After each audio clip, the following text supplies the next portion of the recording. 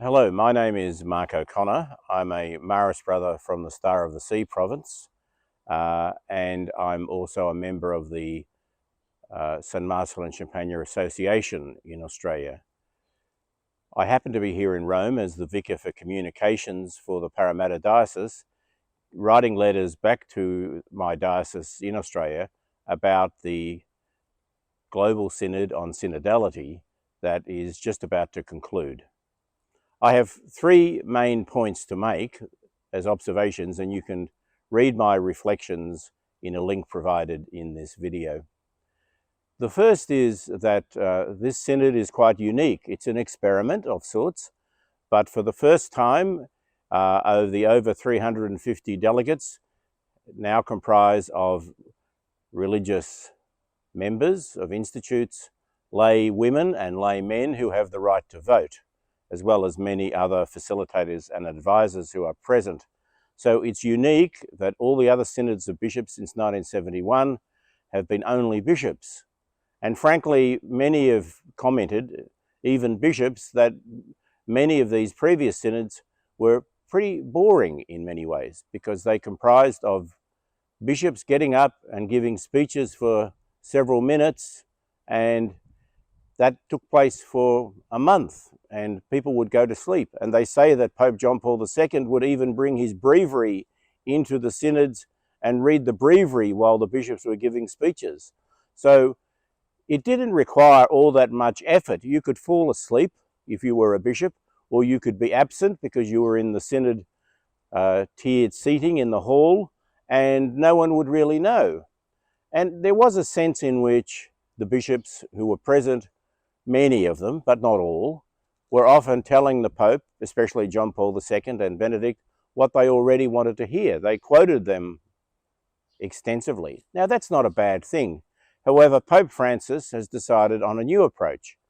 He's asked that it's still a synod of bishops, but that the involvement of lay people be serious and real, because you know, and I know, that all throughout the church there has been a serious crisis, a loss of credibility of the church in many different countries, not only in English-speaking countries, but in other countries, especially around the area of sexual abuse.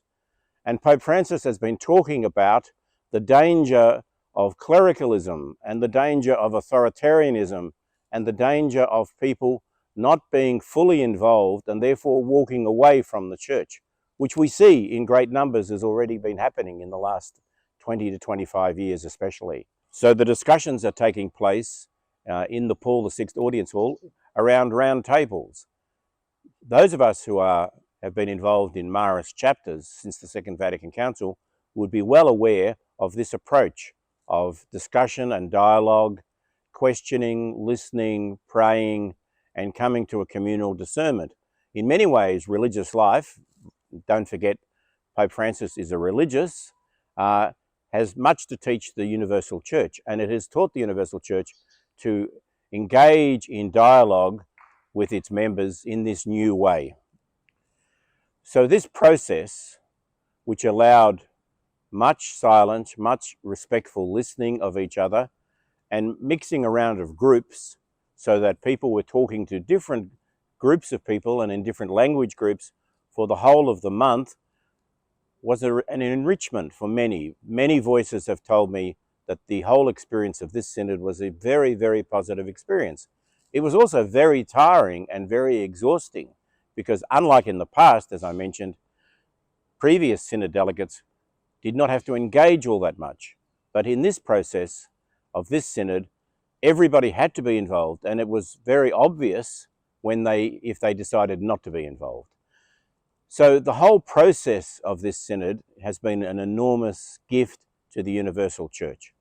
The second major thing is that this process has allowed respectful dialogue and encounter, and therefore tensions and disagreements have arisen.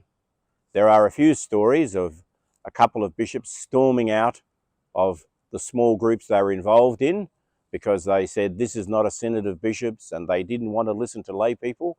However, the vast majority of the bishops, of whom there are 75% of the total number, were very impressed by the quality and the witness, especially of women.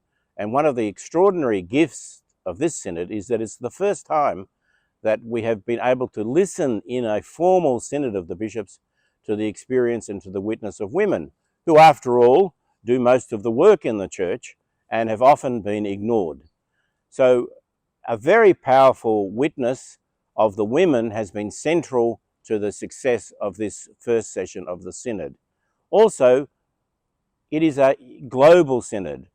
You remember that Rana said that Vatican II was the first time the church had come together as a global church. Well, at this synod, we have representatives from Africa, from Asia, from Latin America, from Central America, from North America, from Oceania, from all parts of the world, from Mongolia.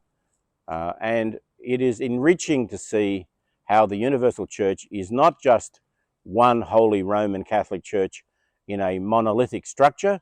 It's not a fortress, but it is as Pope Francis says, a house of hospitality and also a field hospital. That has meant, of course, that the Synod has been especially interested in listening to the voices of those on the margins, inside the church and outside the church. So the witness of women that I mentioned, but also the witness of people who are suffering prejudice and discrimination because of racism, because of people involved in LGBTQ ministry, and those who are unable to who feel alienated because of authoritarian pastors in their local churches, have been able to speak up. Of course, there are many, many differences. Of course, there are many, many different theologies. That's normal. The church is a house with many mansions, as it says in John's Gospel. So we have a lot to be grateful for, that this process has allowed conflict and disagreement, which is a necessary part of being alive. When you're dead, there are no tensions, but while you are alive, there are always tensions in life and in the church. And it is healthy that they have come to the surface. I predict that when the next phase begins, between the conclusion of this first phase of the Synod on Saturday and the beginning of the next session in October 24, there will be a fair degree of polarisation, because unlike in the past, the difficulties and the problems have not been swept underneath the carpet. And so there will be vigorous debate.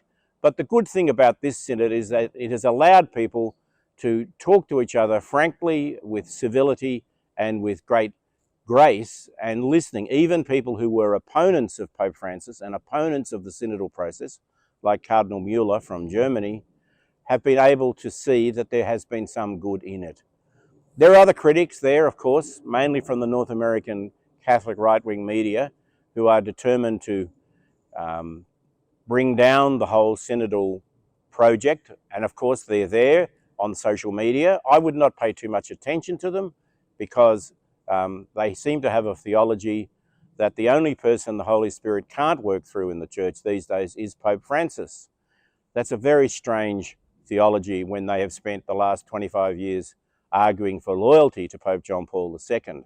That's unusual, and I think it shows that there is a dysfunction, particularly in the English-speaking world, amongst the North American elites in the North American Catholic Church. However, the journey will go on. So the synodal document, the synthesis, will be released soon.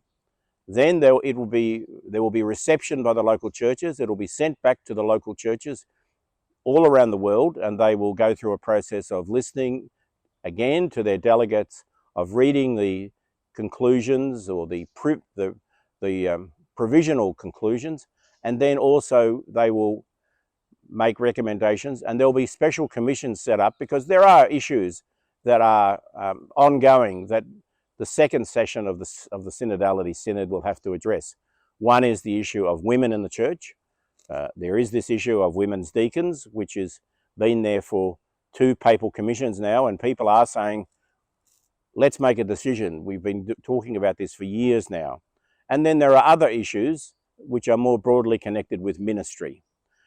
So then the Pope will start the second session of the Synod in October next year. And what he will do is, after they have gone through another process, we're not sure whether it's the same process as this Synod, but he will then, there will be another document, and then he will eventually, as the successor of Peter, make his own discernment about an issue of apostolic exhortation about what he sees. Of course, this involves all sorts of issues that involve canon law, that involve the place of marginalised people in the church, and also the selection of candidates for the seminary and for pastoral ministry. The Pope the other day gave a very strong intervention, worried about the formation of seminarians in the church, and that they are still far too clerical and out of touch with the ordinary lives of people. So in conclusion, I'm very grateful to have this opportunity to tell you that the Synod on Synodality first session has been a moment of hope and of joy.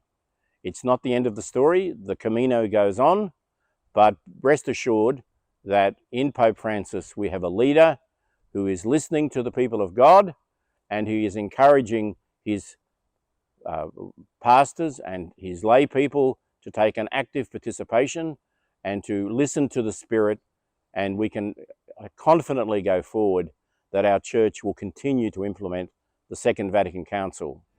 Thank you.